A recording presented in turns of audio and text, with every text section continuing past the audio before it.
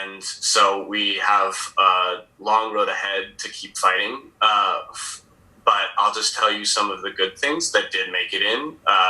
So there will be $1,200 in cash payments for every adult, plus $500 per child. There's an estimated $260 billion in unemployment insurance expansion. And there's also been an increase of $600 in the maximum payout for newly unemployed people up to 4 months from now. $4 billion in assistance for people suffering from homelessness and those at risk of homelessness. $3 billion in some rental assistance for low-income individuals who were already receiving some form of rental assistance. $150 billion in grants to states and cities that are on the front lines of responding to this public health emergency. A suspension of some student loans until the end of September, and a 120-day moratorium on foreclosures and evictions for federally backed mortgages, plus a 4-month eviction moratorium for tenants living in federally assisted housing. I know I went back through that kind of quickly, so I'm happy to take questions after this.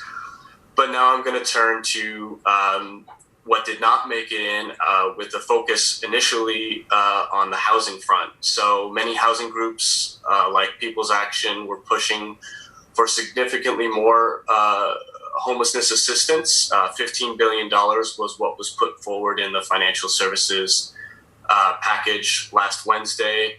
Obviously, $4 billion is well short of that.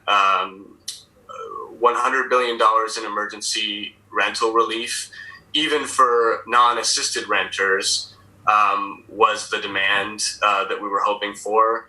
A 6-month eviction moratorium for all properties, not just federally assisted properties.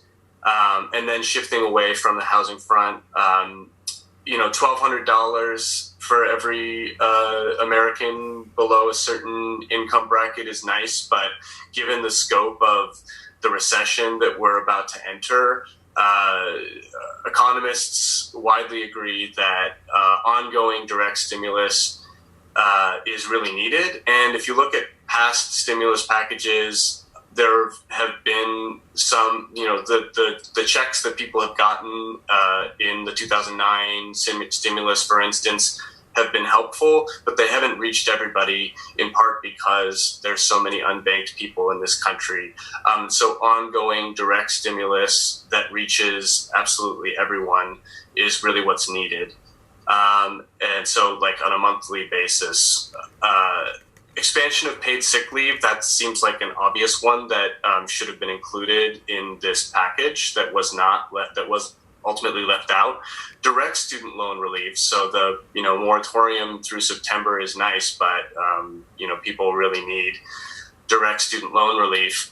And then and there's been a lot of discussion about this $450 billion so-called bailout slush fund that will provide what is labeled in the bill as emergency relief to airlines, the hotel industry, cruise lines, other corporations that are in need of a bailout right now at this moment. And what we were hoping to create were some strong conditions and worker protections. There are some prohibitions on stock buybacks that these corporations can engage in after they receive assistance from the federal government. There are some limits on executive compensation, some requirements that corporations receiving assistance have to maintain their workforce at 90% of what it was pre-crisis and respect their collective bargaining agreements with their unions.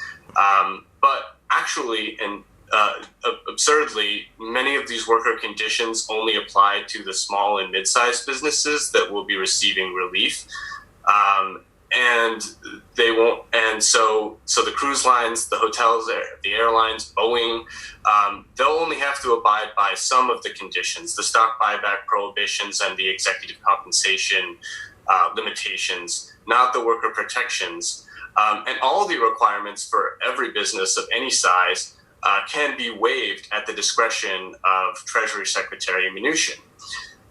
So there were also additional worker protections that we wanted that were not included. So $15 minimum wage, for instance, as just one example. And so this is a provision that was well short of what we were pushing for.